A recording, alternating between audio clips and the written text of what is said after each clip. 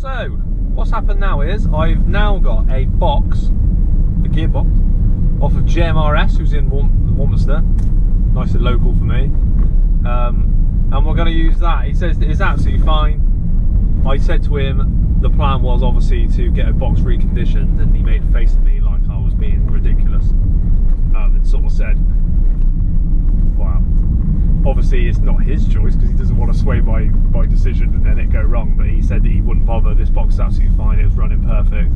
The box has obviously been out and he's looked it over and he said there's no reason to. So for the moment we're obviously going to use this as a second-hand box.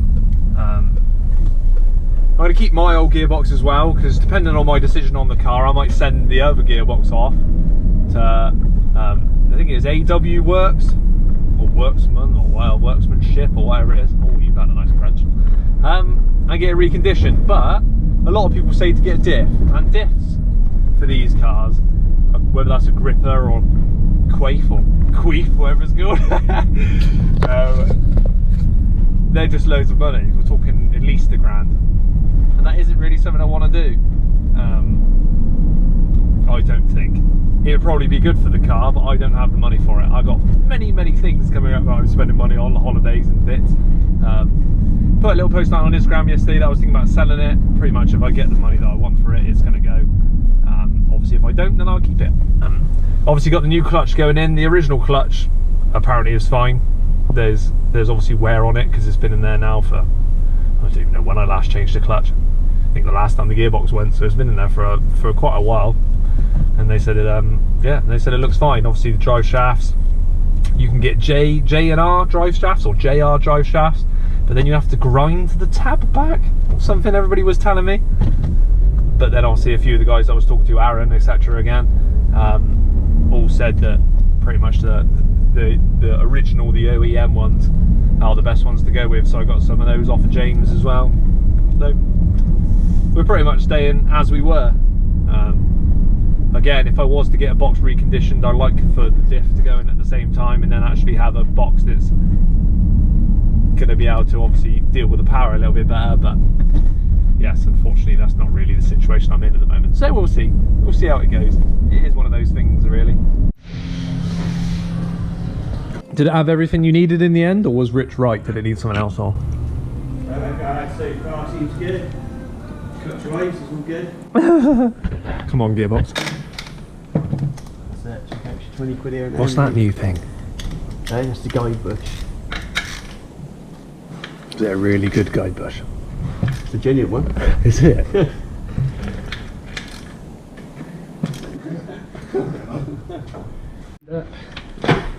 we go. Straight in. Lovely. That's what we like. Then. 10 years later. No. I don't think there's anything in that one. No threads. Is there not? Okay. No, it is only the two. Cool. There's nothing around that side, is there? Up high the drive shaft. No more bolts now. That's it. I got a bit of thread in, that's it. That's all done.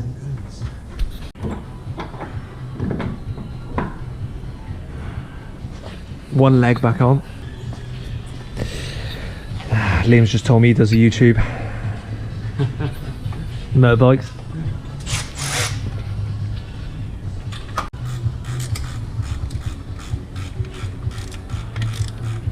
Have they all got a torque setting, or is that just tight? Just tight. Tight. FT. Spinning? Yeah. Slowly. Yeah, cool.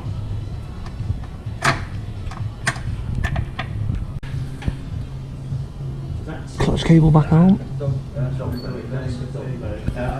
one here. Yeah, that was spell there as well. Bolt discussion. Tacking up from both ends. It's got to mean something. Right? Yeah. You got the Bolts are on the floor there. You going to keep that, Jordan, or not? No. No, you're all chuck. Well, unless you want me to get rid of it, Rich, I'll just chuck it No, on. no, the old scrap man will have it. Woo. See that again. I should let go of it.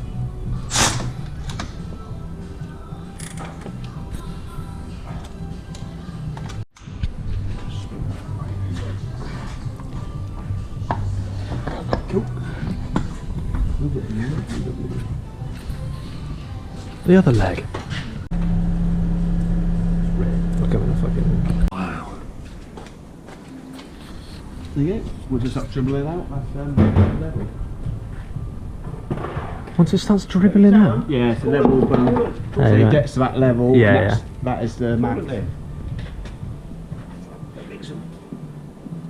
At least it was enough.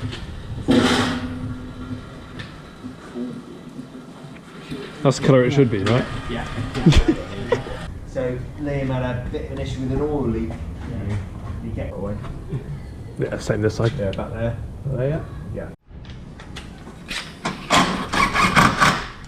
Right. Need a wiggle with the rack.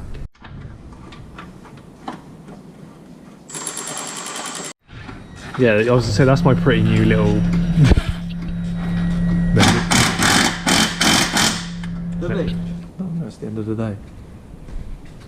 Look up Stuntman Liam. Right, it was a bit of a quick end. I didn't even think about it. I was sat in the car doing the PMS shifter with Liam because obviously it's a pain in the ass. If anybody knows about the PMS shifter, you got to hold it in reverse. The person underneath needs to put the gearbox in reverse. Line it up perfectly, and then obviously it will fit every gear. You get even the slightest little bit out, and there'll be one gear, or it won't sit right, etc, etc. So yeah, sorted. A couple last bits to go. He's just got to put the wheels back on and wishbones and things, and then obviously I need to get the tracking done again because all the subframe's been out and obviously the steering rack's moved, etc, etc.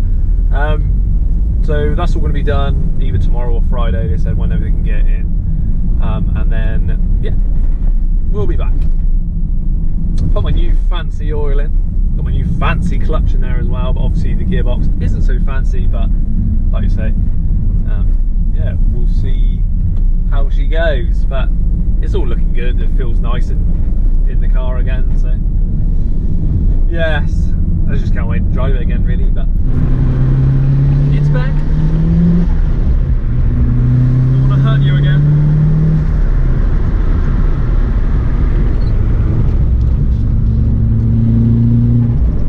So I'm just taking a little drive just around for a little while, probably been 30 or 40 miles. It's very weird, the clutch is still very, very high. I thought, well, obviously it's the clutch that was wearing. I know normally they come high. Clear 182's got a high clutch anyway, but yeah, it seems extremely high.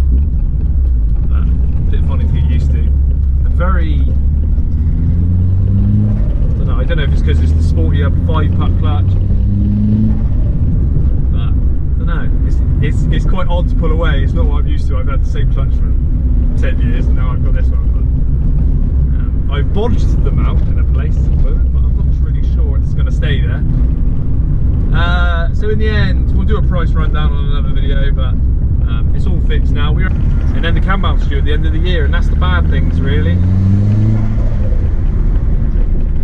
But we'll do that another day. But anyway, we're back. It's fixed. It's sorted. I didn't obviously get to catch the last few bits. But we'll see how she goes for now on. Anyway, thanks for tuning in. You guys have enjoyed these weird little videos. I'd like to think I could do it myself now, but it being on a ramp is just so much easier. Just got to get a unit, a ramp, all the tools, and I can do it myself. Easily, anyway. Thanks for watching.